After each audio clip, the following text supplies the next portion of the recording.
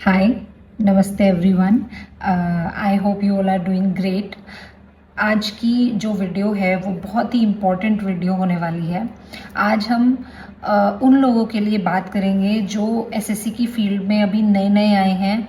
Today we will be talking about complete 1 year strategy 2026 के लिए। अगर आप प्रिपेयर कर रहे हैं, this video is going to be your one stop solution.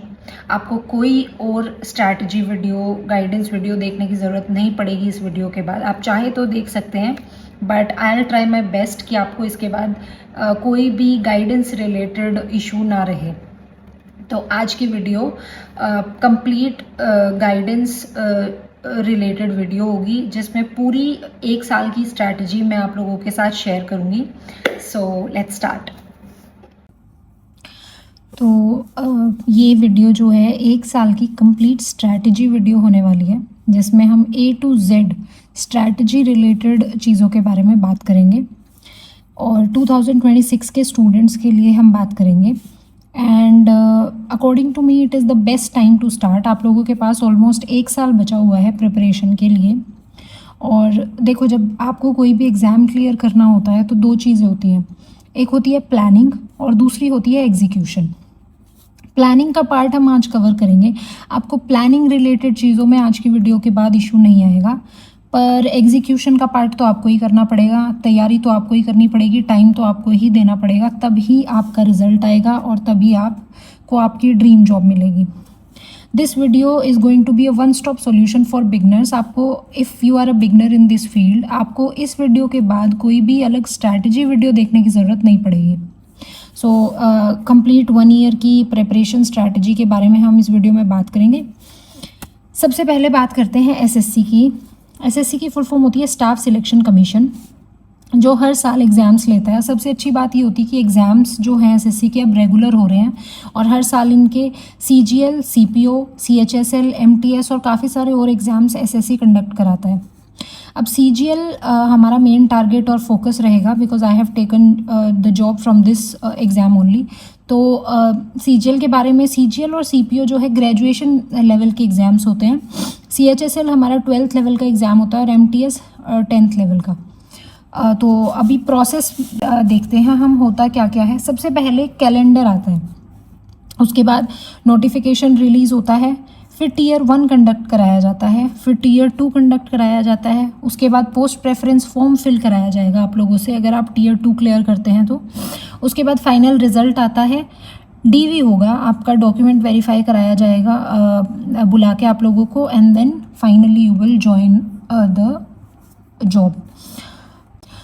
तो अब हम बात करते हैं प्रोसेस के बारे में। एक थोड़ा ब्रीफ ओवरव्यू ले लेते हैं, ताकि आप लोगों के पास एक स्ट्रक्चर रहे कि कब कब क्या क्या होने वाला है। उसके हिसाब से आप चीज़ों को बेटर तरीके से प्लान कर पाएंगे।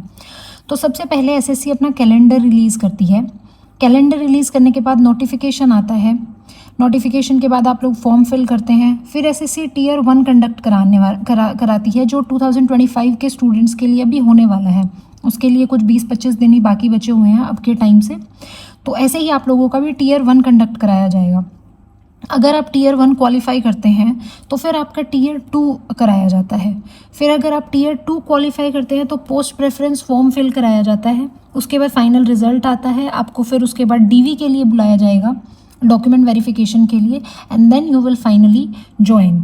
सो दिस इज़ द प्रोसेस। पूरा 1 साल ऑलमोस्ट इस प्रोसेस में निकल जाता है। अभी रिक्वायरमेंट्स देखते हैं कि चाहिए क्या क्या आपको। आप अपना पहले से ही माइंडसेट लेके चले कि ये चीज़ें आप लोगों की ज़रूरत है। आई बिलीव अभी क्या है, कुछ लोग बोलते हैं कि नहीं एसएससी तो 2-3 महीने में क्लियर हो जाता है, ये हो जाता है। अनलेस और अनटिल आपका बहुत ही स्पेसिफिक बैकग्राउंड है मैथ्स का और आप बहुत ही ब्रिलियंट स्टूडेंट रहे हैं, तो कुछ सिचुएशन डिफरेंट हो सकती है। बट अकॉर्डिंग टू मी 1 साल की मिनिमम प्रिपरेशन एसएससी के एग्ज़ाम के लिए आपको चाहिए। आपको मैथ्स भी पढ़ना है, इंग्लिश भी पढ़नी है, रीजनिंग और वो सब की स्पीड भी मेंटेन करनी है। तो 1 साल की प्रिपरेशन चाहिए, और इसीलिए मैं आप लोगों को बोल रही थी कि it is the best time to start, क्योंकि ये आपका गोल्डन टाइम है स्टार्ट करने का। अभी अगर आप अभी से अगर आप स्टार्ट करते हैं और डेली 7 से 8 घंटे अगर आप पढ़ाई को देते हैं, ट्रस्ट मी एसएससी का कोई भी एग्ज़ाम आप लोग क्लियर कर सकते हैं। तो preparation of 1 year, planning plus execution, plan करना और उसके बाद एग्जीक्यूट करना अपने प्लान को। फिर 1 ईयर इन एग्ज़ाम, आपका 1 साल ऑलमोस्ट एग्ज़ाम के में निकल जाएगा। आपका टीयर 1 होगा, टीयर 2 होगा, डीवी होगा, आपकी ज्वाइनिंग होएगी, उस सब में आपका ऑलमोस्ट 1 साल निकल जाएगा। एंड ग्रेजुएशन की degree is the bare minimum जो ये लोग मांगते हैं CGL के एग्ज़ाम के लिए। या तो आप पास्ड होंगे, और अपीयरिंग की काफ़ी बच्चे पूछते हैं कि अगर वो अपीयरिंग हैं तो क्या वो एग्ज़ाम दे सकते हैं। तो उसका क्राइटेरिया ये होता है कि फाइनल रिजल्ट आपके हाथों में होना चाहिए by the end of 1 August of that year.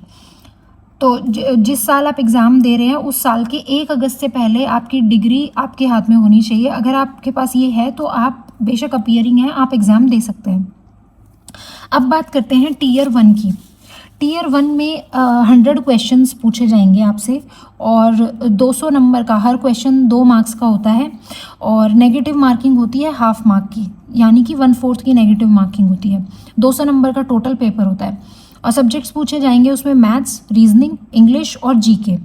Time आपको दिया जाएगा 1 घंटे का, यानी 60 मिनट में आपको 100 क्वेश्चंस करने होते हैं। जो आपका टीयर 1 होता है वो क्वालिफाइंग होता है, इसके मार्क्स आपकी फाइनल जो लिस्ट लगेगी उसमें नहीं जुड़ते हैं, बट इसकी कट ऑफ आजकल काफ़ी ऊपर जाती है। तो आप टारगेट करके चलिए 155 से 160 के आसपास आपका स्कोर। अगर 155 के आसपास अगर आपका रो स्कोर है ना, तो आप अपने आप को सेफ मान के चल सकते हैं, फिर आपको स्ट्रेस नहीं रहेगा। और सबसे बेस्ट तरीका प्रिपरेशन का यही होता है जब आपको स्ट्रेस ना रहे कि आप मेंस देंगे या नहीं देंगे। तो आप 155 के आसपास अपना टारगेट मान के चलिए। जब भी आप प्रीवियस ईयर पेपर्स देंगे, मॉक्स देंगे, आपको टारगेट करना है कि आप 95 प्लस आपका परसेंटाइल हो सकता है आपके उस एग्ज़ाम में मार्क्स कम आए, बट परसेंटाइल मैटर करता है, यानी आप कितने बच्चों से ज़्यादा बेटर परफॉर्म कर रहे हैं। सो 95% परसेंटाइल से ऊपर आप परसेंट से ऊपर आप टारगेट करके चलिए अपना परसेंटाइल, और 155 रो स्कोर आप टारगेट करके चलिए फॉर अ सेफ एंड। आप उसके बाद आपको स्ट्रेस नहीं रहेगा कि आप मेंस देंगे या नहीं देंगे। तो अब हम बात करते हैं टीयर 2 की। टीयर 2 जो आपका होता है वो मेरिट बेस्ड होता है, इसके बेस पे ही आपको पोस्ट मिलेगी।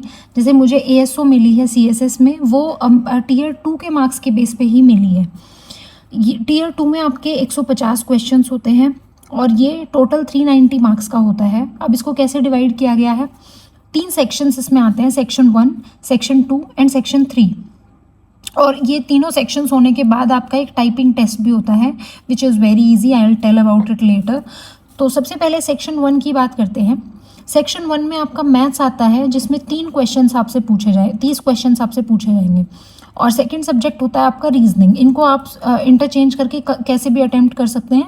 1 घंटे के लिए आपका ये सेक्शन 1 खुलेगा, जिसमें आपको मैथ्स और रीजनिंग दोनों अटेम्प्ट करने हैं। आप जैसे चाहे आगे पीछे इनको अटेम्प्ट कर सकते हैं। उसके बाद आपका फर्स्ट सेक्शन सबमिट हो जाएगा, आपका सेक्शन 2 खुल जाएगा। उसके बाद आप सेक्शन 1 को अटेम्प्ट नहीं कर पाएंगे, सेक्शन 1 विल बी सबमिटेड।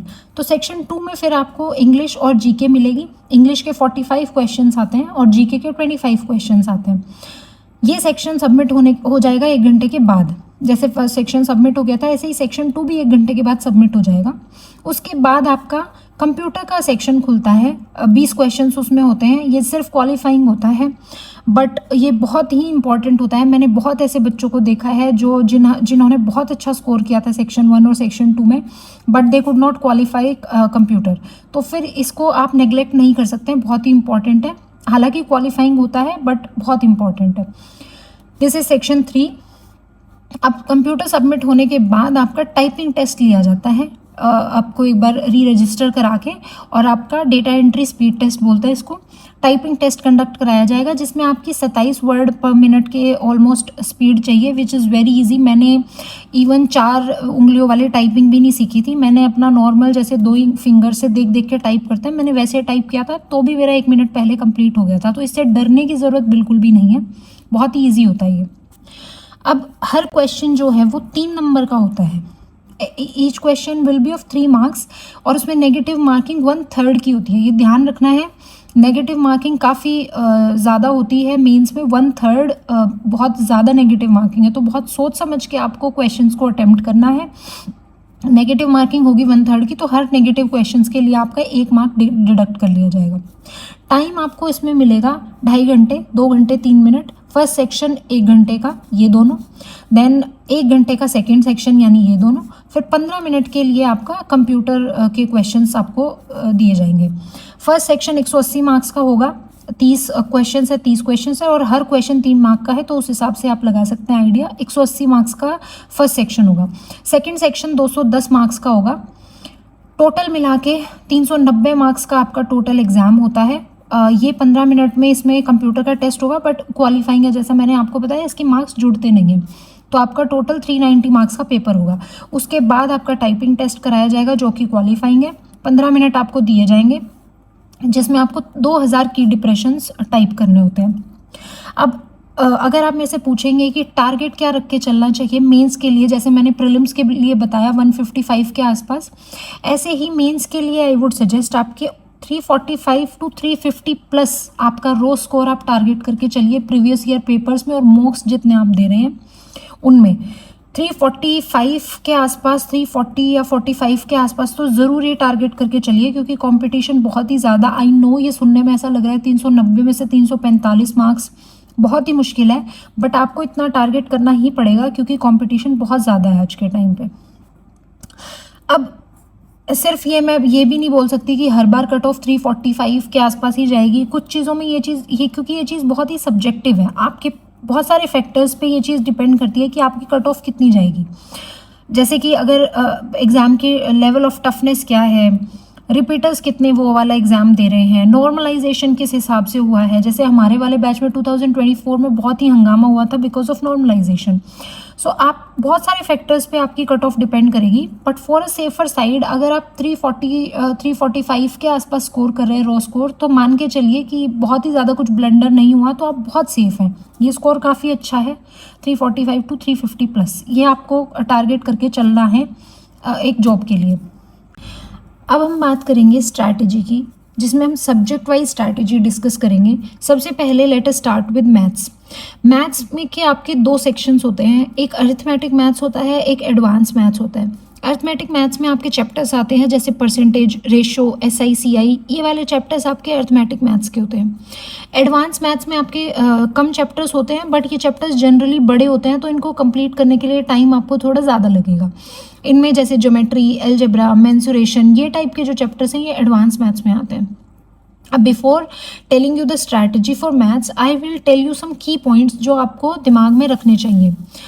सबसे पहले आपको डेली 3 से 4 घंटे मैथ्स के लिए निकालने पड़ेंगे, that is a must. Maths वो सब्जेक्ट है जो आपके दिन में 4-5 घंटे तो इजीली आपके 3 से 4 घंटे तो मैथ्स में जाएंगे, क्योंकि आपको वीडियोस भी देखनी है, आपको क्वेश्चंस भी करने हैं, आपको टाइम लगेगा मैथ्स में।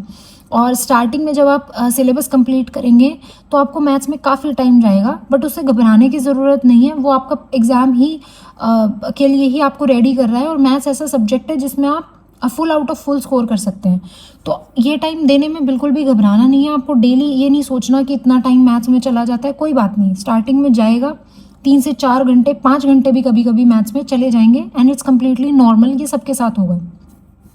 दूसरी चीज़ मैं आपको बताना चाहती हूँ कि कोई भी चैप्टर छोड़िए मत, don't leave any chapter, complete the syllabus. मेरे पास बहुत सारे लोगों के कमेंट्स आए हुए थे कि, या टेलीग्राम पे भी बच्चों ने पूछा कि कोई ऐसा तरीका बता दो मैम कि मैथ्स पूरा ना पढ़ना पड़े और इम्पॉर्टेंट चैप्टर्स बता दो। मैं नहीं बता सकती यार, क्योंकि सारे चैप्टर्स इंपॉर्टेंट है, आप लोगों को सब चैप्टर्स पढ़ने पड़ेंगे, आपको सिलेबस कंप्लीट करना बहुत इंपॉर्टेंट है। आप कोई भी चैप्टर स्किप नहीं कर सकते। मैंने देखा ही, आप लोगों ने अभी देखा, मैंने बताया आप लोगों को कि कट ऑफ 150 के आसपास जा रही है प्रीलिम्स की, और मेंस की 345 के आसपास जा रही है 390 में से, तो how can you afford to skip any chapter? आपको सारे चैप्टर्स करने पड़ेंगे। Third thing is track your syllabus and your progress. ऐसे नहीं करना है कि आप पढ़ते चले जाएं और आपको पता ही नहीं चल रहा कि आपका कितना सिलेबस कंप्लीट हो चुका है, आपका क्या पोर्शन बचा हुआ है। वो चीज़ का ट्रैक रखना बहुत इंपॉर्टेंट है। सो ट्रैक योर सिलेबस और अपनी प्रोग्रेस को भी ट्रैक करके रखना है। अब हर चैप्टर में 2-3 चीज़ें होती हैं जो मैं आपको बताऊंगी। आपको हर चैप्टर के साथ क्या करना पड़ेगा, सबसे पहले आप कोई कॉन्सेप्ट सीखेंगे, नया कॉन्सेप्ट। उसके लिए आप, बेशक आपका मैथ्स अच्छा है, बुरा है, जैसा भी है, आई वुड सजेस्ट किसी भी टीचर की वीडियो से एक बार कॉन्सेप्ट ज़रूर देखो, उसी से आपको कॉन्सेप्ट की क्लैरिटी अच्छे से आएगी। उसके बाद आपको PYQs करने पड़ेंगे। PYQs के लिए आपको कोई बुक चाहिए, वो मैं बताऊंगी आपको कौन सी बुक लेनी चाहिए। फिर आपको रिवीजन करना पड़ेगा। रिवीजन के लिए आपको कंटेंट नोट्स, कॉन्सेप्ट नोट्स बनाने पड़ेंगे। और कॉन्सेप्ट नोट्स मैंने ऑलरेडी अपने शेयर कर रखे हैं, तो आपको उन नोट्स को देख के आइडिया लग जाएगा। और मैंने वीडियो भी बना रखी है कि आपको कॉन्सेप्ट नोट्स कैसे बनाने हैं। जो मेरी मैथ्स की वीडियो है उसमें आप देखेंगे मैंने वहाँ पे शेयर कर रखा है कि मैंने नोट्स कैसे बनाए थे। यहाँ पे मैं ब्रीफ में बता देती हूँ कि आपको कॉन्सेप्ट सीखना है वीडियो से, और उसके बाद आपको कॉन्सेप्ट लिखना है। कॉन्सेप्ट के साथ ही आपको एक क्वेश्चन उस टाइप का लिखना है। तो टाइप वाइज आप एक बार कॉन्सेप्ट लिखेंगे और टाइप वाइज एक क्वेश्चन उस टाइप का आप लिख लेंगे, और ताकि फिर ये आपके 3-4 पेज में एक चैप्टर कंप्लीट करा देगा अगर आप बहुत छोटे छोटे नोट्स बनाएंगे। और यही नोट्स आपके मोस्ट इंपॉर्टेंट साबित होंगे आपके एग्जाम से जस्ट पहले, जब आपको पूरा सिलेबस रिवाइज करना होगा। क्योंकि उस टाइम पे आप पूरी बुक रिवाइज नहीं कर सकते, ना आप दोबारा से किसी टीचर की वीडियो देख सकते हैं। तो उस टाइम पे आपको अपने हाथों के बनाए हुए कॉन्सेप्ट नोट्स काम आते हैं, तो इनको बनाना बहुत ज़रूरी है मैथ्स में। और इसके अलावा आपको मॉक्स देने पड़ेंगे, फुल मॉक्स प्लस सेक्शनल मॉक्स। सेक्शनल मॉक्स बहुत ही इंपॉर्टेंट है मैथ्स में, क्योंकि आपकी स्पीड डेवलप इन्हीं से होगी, सेक्शनल मॉक्स से। सो दिस इज़ ऑल फॉर, जैसे ये एक चैप्टर के लिए है, ऐसे ही आपको हर चैप्टर के लिए करना है। आपको कॉन्सेप्ट सीखना है वीडियो से, आपको PYQ की बुक से आपको PYQs लगाने हैं, फिर आपको रिवीजन करना है कॉन्सेप्ट नोट्स का अगेन एंड अगेन, और मॉक्स देने हैं।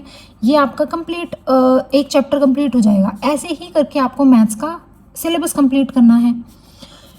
अब कैसे करना है ये? अब 2 तरीके हैं, या तो आप सेल्फ स्टडी कर रहे हैं, अगर तो आप सेल्फ स्टडी कर रहे हैं, और या फिर आप बैच लेंगे। 2 तरीके हैं। अच्छा, अब बात करते हैं हाउ, हम ये सब करेंगे कैसे। इसके 2 तरीके हैं, या तो आप सेल्फ स्टडी करेंगे या फिर आप किसी टीचर से बैच लेंगे। दोनों ही केसेस में मैं आपको बताऊंगी कि आपको ये वाला प्रोसेस कैसे फॉलो करना है। अगर आप सेल्फ स्टडी कर रहे हैं तो आप वीडियो यूट्यूब से देखिए, वीडियोस देखो। एक वीक एवरेज, ऑलमोस्ट एवरेज लेके चलो कि आपका 1 वीक हर चैप्टर के लिए लगेगा। इसमें एक्सेप्शन है आपका एडवांस मैथ्स, जिसमें आपका पर चैप्टर थोड़ा ज़्यादा टाइम लगेगा, 2 हफ्ते भी लग सकते हैं, क्योंकि वो बड़े चैप्टर्स हैं, तो उसमें कोई इशू नहीं है, वो 3-4 चैप्टर्स ही है। बाकी अर्थमेटिक मैथ्स के जनरली सारे चैप्टर्स ऑलमोस्ट आपका हर चैप्टर 1 हफ्ता ज़रूर लेगा। अब आपको क्या करना है, आपने जैसे आज अपना कॉन्सेप्ट की वीडियो देखी 2, नेक्स्ट डे आपको क्या करना है, आपको पहले जो आपने पिछले दिन पढ़ा है उसको रिवाइज करना है, उसके बाद आगे बढ़ना है। आपको ऐसे नहीं करना है कि पीछे का साफ होता चला जाए और आप रोज़ आगे की वीडियोस देखते जा रहे हैं। डेली का आपको डेली रिवाइज करना है। बुक से आपको PYQ स्टार्ट करने हैं। जैसे ही फॉर एग्जांपल आपने परसेंटेज चैप्टर सबसे पहले उठाया, आपका परसेंटेज चैप्टर कंप्लीट हो गया, उसके बाद आप जैसे ही नया चैप्टर स्टार्ट करेंगे, फॉर एग्जांपल आपने रेशो स्टार्ट किया, तो आप रेशो की क्लास लेंगे। साथ में आपको क्या करना है, परसेंटेज चैप्टर के 50 PYQs डेली लगाने हैं। मोस्ट प्रेफरेबली पिनेकल बुक से लगाइए, मैंने उसी से किया था, या आप किरण या कोई बुक भी रेफर कर सकते हैं। पर आपको 50 क्वेश्चन डेली, जो चैप्टर आप कंप्लीट कर चुके हैं उस चैप्टर के डेली 50 क्वेश्चंस आपको करने हैं। अब 2 तरीके से रिवीजन होगा, एक डेली रिवीजन होगा, एक वीकली रिवीजन होगा। जो मैंने आपको बताया डेली रिवीजन के बारे में, मैंने आपको बताया कि जैसे ये नेक्स्ट डे आप नई वीडियोस देखेंगे, उससे पहले आपने जो पिछले दिन पढ़ा हुआ है वो आपको रिवाइज करना है। और एक होगा वीकली रिवीजन, जैसे ही आपका पूरा चैप्टर कंप्लीट हुआ, 1 हफ्ता, या पूरा चैप्टर नहीं भी कंप्लीट हुआ, 1 हफ्ते में आपने जितने नोट्स बनाए हैं, संडे आप इस चीज़ के लिए ही फ्री रखिए, आपने जितने नोट्स बनाए हैं आपको सारे रिवाइज करने हैं। अब आप खुद सोचिए कि आप एक कॉन्सेप्ट पढ़ चुके हैं, उसके बाद आप उसको डेली रिवाइज कर रहे हैं अगले दिन, फिर उसके बाद आप उसके वीकली रिवीजन उसका कर रहे हैं, आप उसके PYQs लगा रहे हैं, 50 PYQs रोज़ लगा रहे हैं, तो वो चैप्टर में क्या बच जाएगा? उस चैप्टर में कुछ नहीं बचेगा। आप उस चैप्टर के सारे क्वेश्चंस करने के लिए आप कर पाओगे उस चैप्टर के सारे क्वेश्चंस। उसके बाद आपको सेक्शनल मॉक्स और देने हैं। जैसे ही आपका सिलेबस 60 to 70% कंप्लीट हो जाएगा, आपको सेक्शनल मॉक्स लगाने स्टार्ट कर देने हैं। सो इस तरीके से आपका मैथ्स का पोर्शन हो जाएगा कंप्लीट। इसमें हमने मैथ्स का सिलेबस कैसे कंप्लीट करना है वो भी देखा। सो इस तरीके से आपका मैथ्स का सिलेबस हो जाएगा कंप्लीट, जिसमें हमने कॉन्सेप्ट कैसे सीखना है वो भी देखा, PYQs कहाँ से लगाने हैं हमने वो भी देखा, फिर रिवाइज कैसे करना है, डेली प्लस वीकली रिवीजन, और हमें फिर मॉक्स देने हैं, फुल और सेक्शनल मॉक्स। ऐसे करके आपका मैथ्स का कंप्लीट सिलेबस हो जाएगा। ये हर चैप्टर के लिए आपको करना है ऐसे ही। So in this way your maths will be done. अब बात करते हैं इंग्लिश की, माय फेवरेट सब्जेक्ट, क्योंकि सबसे कम पढ़ना पड़ा था। तो इंग्लिश में आपके 3 सेक्शंस होते हैं, ग्रामर, वोकैब और कॉम्प्रीहेंशन। अब इनके बारे में मैं बताऊं उससे पहले कुछ की पॉइंट्स यहाँ पे डिस्कस कर लेते हैं। सबसे पहले है कि डेली आपको 2-3 घंटे देने पड़ेंगे डिपेंडिंग ऑन योर लेवल। आप कहाँ स्टैंड करते हैं वो आपको पहले देखना पड़ेगा, क्योंकि ये एक लैंग्वेज है, ये सबके लिए अलग अलग होता है। कुछ लोग उस लैंग्वेज में काफ़ी अच्छे होंगे क्योंकि उनका बैकग्राउंड वैसे रहा होगा या स्कूलिंग उस तरीके से हुई होगी। कुछ लोग थोड़े वीक होंगे जो हिंदी मीडियम से होंगे, तो उस हिसाब से आपको टाइमिंग इस हिसाब से आपको इंग्लिश के लिए डिवोट करनी पड़ेगी।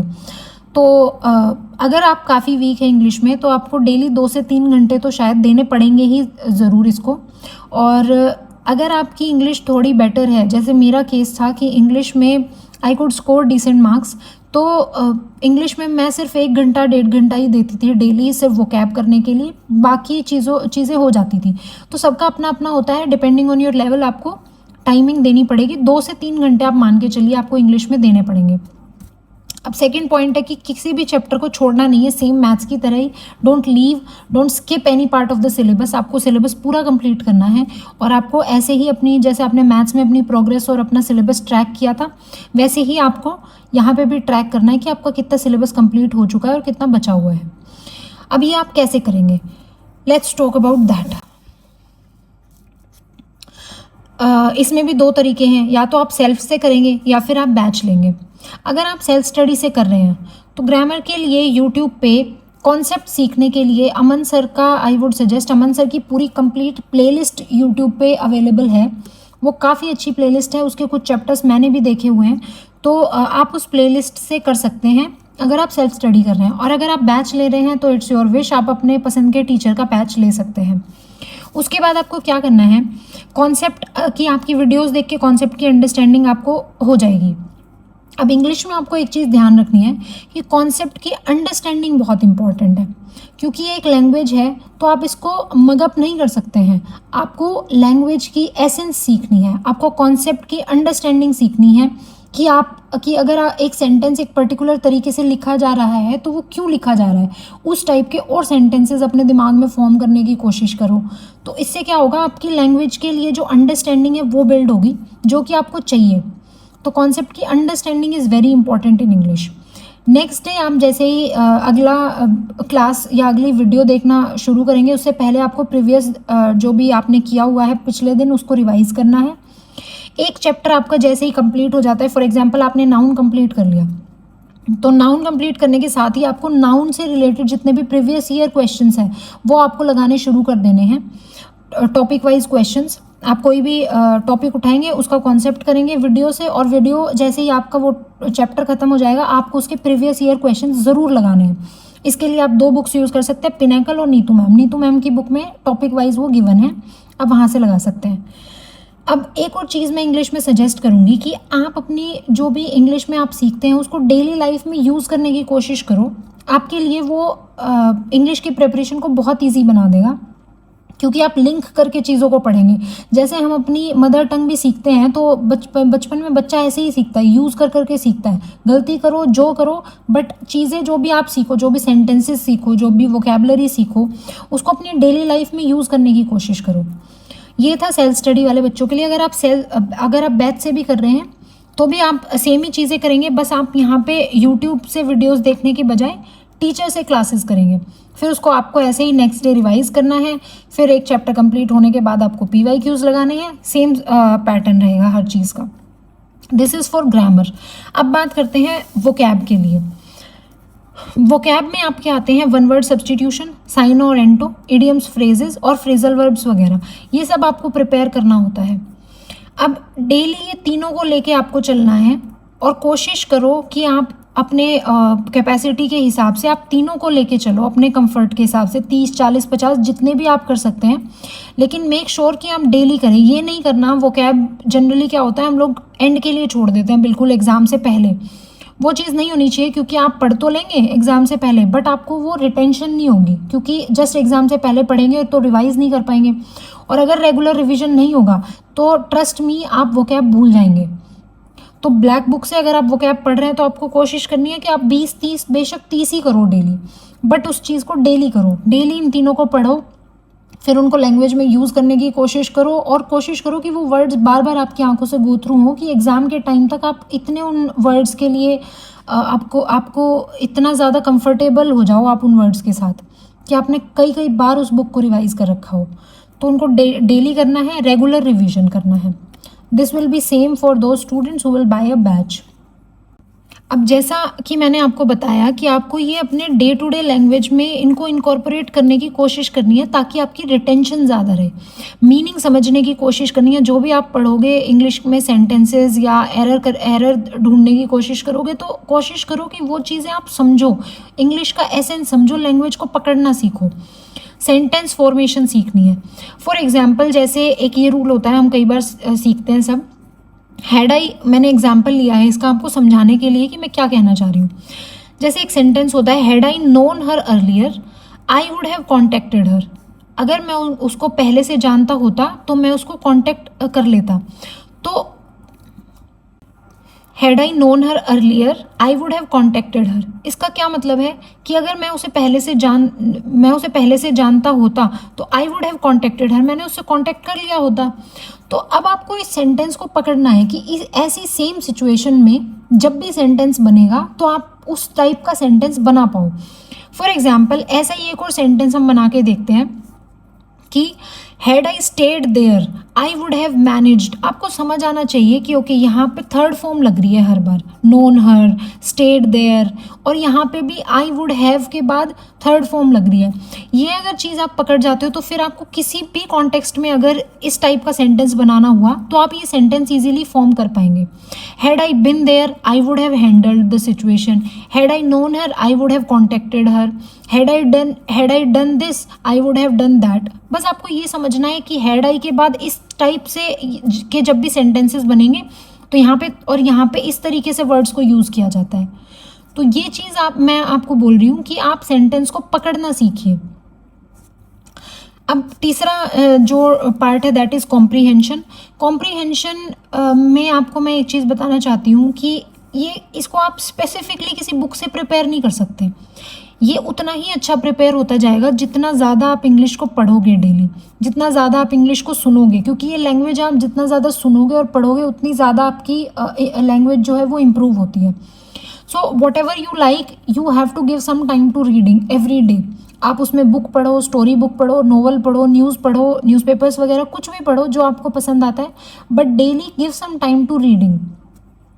अब इन तीनों सेक्शंस का ही आपको डेली रिवीजन करना है, जैसे मैंने आपको पहले बताया मैथ्स के लिए ऐसे ही नेक्स्ट डे पढ़ने से पहले डेली रिवीजन होगा, एक वीकली रिवीजन होगा। PYQs आपको पिनेकल से लगाने हैं, और नीतू मैम की बुक में भी हैं PYQs, आप वहाँ से भी कर सकते हैं। Practice as much as you can, English में यही तरीका है ग्रामर और उन सब के रूल्स को सीखने का। जितनी गलतियाँ आप कर सकते हो करो, क्योंकि अगर आप प्रैक्टिस करोगे आप गलतियाँ करोगे, और जितनी गलतियाँ करोगे आप उतना अच्छे से उस लैंग्वेज को सीखोगे। छोटा बच्चा भी होता है वो लैंग्वेज में गलतियाँ कर करके लैंग्वेज को पकड़ना सीखता है और फिर ठीक बोलने लगता है। तो ऐसे ही हमको इंग्लिश सीखनी है। तीसरा आपको क्या करना है, आपको अपने वीक एरियाज आइडेंटिफाई करने हैं। कुछ टॉपिक्स ऐसे होंगे जिनमें आप बार बार टेस्ट में आप नोटिस करेंगे कि आप बार बार उन रूल्स में मिस्टेक कर रहे हैं, तो उनके अलग से नोट्स बना लो या जैसे भी उनको करो। आपको अपने वीक एरियाज आइडेंटिफाई करके उन रूल्स को बार बार रिवाइज करना है। और एक और चीज़ मैं आपको बताती हूँ कि वोकैब में जनरली ये रूल लगता है, ऑप्शन एलिमिनेशन पे ध्यान दो। जैसे कई बार साइनो एंटो वाले जो क्वेश्चंस होते हैं उनमें क्या होता है, 3 वर्ड्स का मतलब सेम होता है और चौथे वर्ड का मतलब अलग होता है, तो obviously the fourth one is the answer. वो क्वेश्चन में कुछ किसी वर्ड का मतलब पूछेंगे और इस तरीके से ऑप्शन सेट करेंगे कि आपको पता चल जाएगा। सो ऑप्शन एलिमिनेशन भी आपको सीखनी है इंग्लिश में। अब इसके बारे में बाद में ही बात करेंगे। अब बात करते हैं GS की या GK की। इसमें 3 पार्ट हैं, subject wise GS, static GK और करंट अफेयर्स। अब करंट अफेयर्स के लिए बाद में बात करेंगे, सबसे इम्पॉर्टेंट है ये दोनों।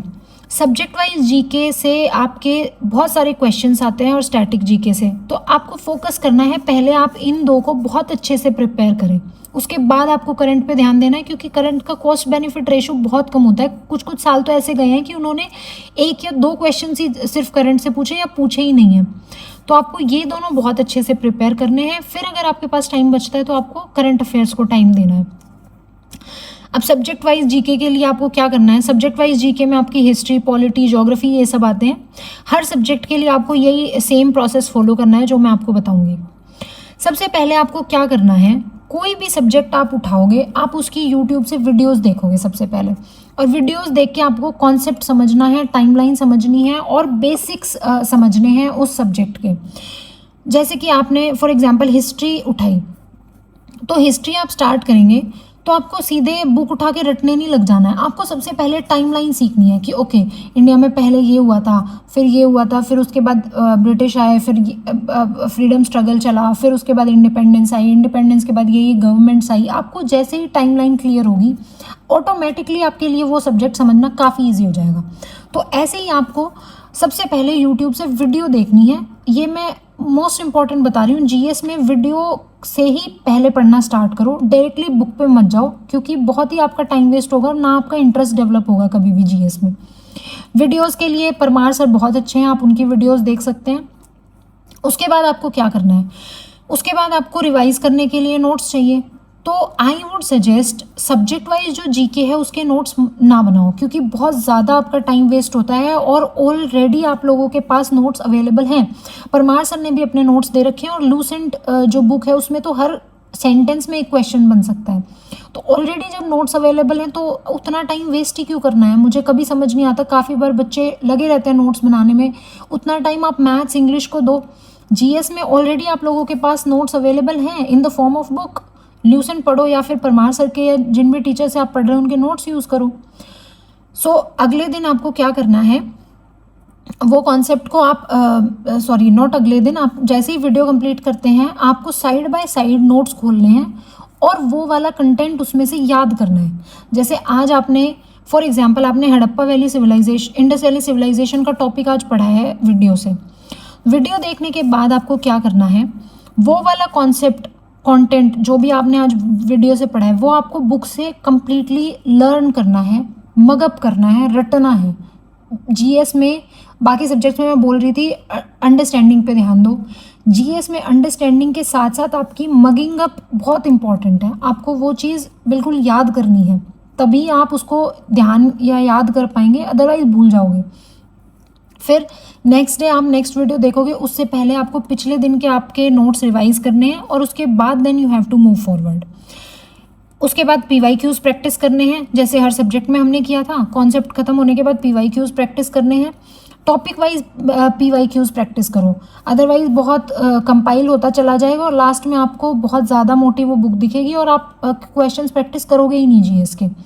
तो सबसे बेस्ट होता है आपने आज आईवीसी पढ़ा, आईवीसी की वीडियो देखी, फिर उसके बाद किसी बुक से पढ़ा उसको या नोट से पढ़ा और उसके बाद आपने उसके पीवाईक्यूज लगा लिए। इतना करने के बाद आपका कॉन्सेप्ट कंसोलिडेट हो जाता है ब्रेन में। और ये मैंने बता ही दिया कि नोट्स ना बनाओ तो ही अच्छा है सब्जेक्ट वाइज जीके के। उसके बाद बात करते हैं स्टैटिक जीके की। स्टैटिक जीके बहुत डिफ़िकल्ट है याद करना, क्योंकि इतने सारे नाम, इतने सारे dancers, dance forms, regional dances वगैरह वगैरह बहुत चीज़ें होती हैं।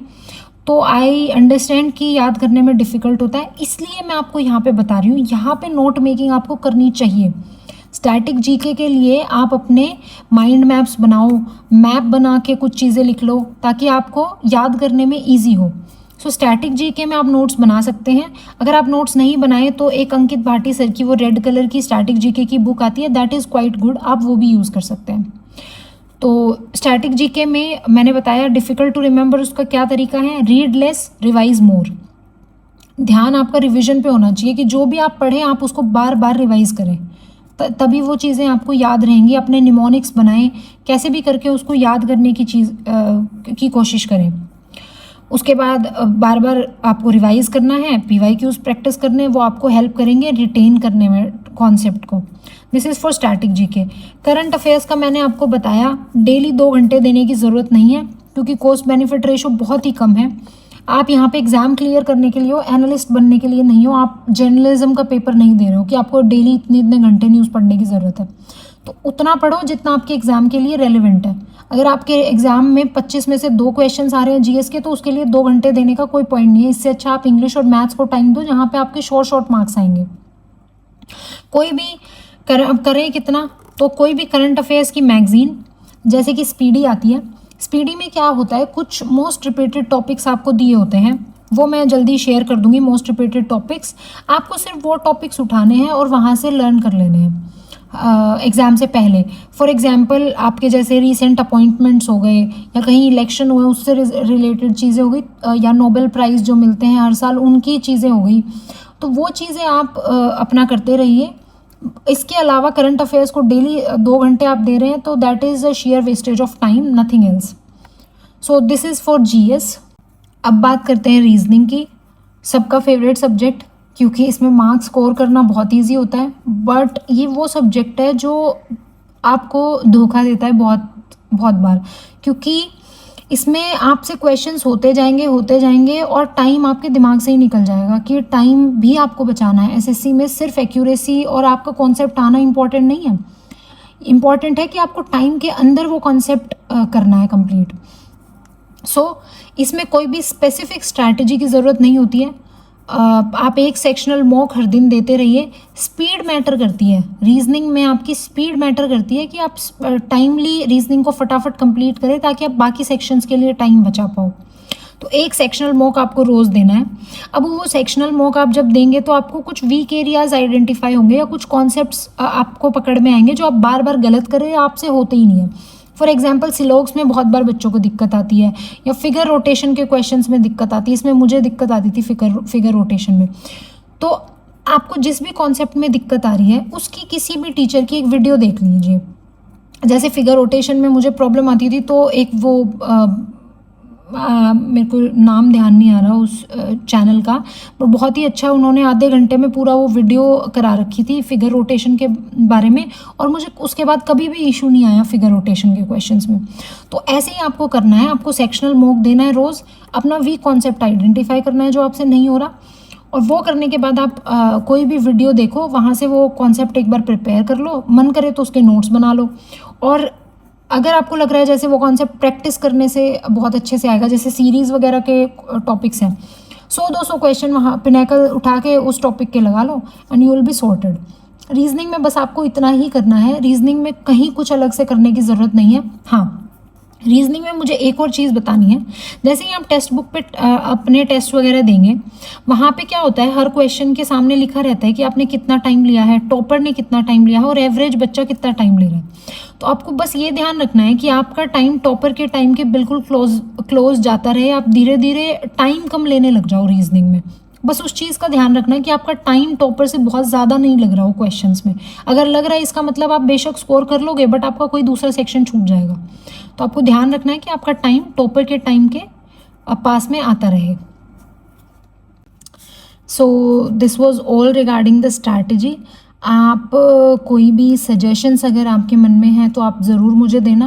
वीडियो पसंद आए तो प्लीज़ चैनल को सब्सक्राइब करें, और अपने फ्रेंड्स के साथ भी शेयर करें जो 2026 के लिए प्रिपेयर कर रहे हैं।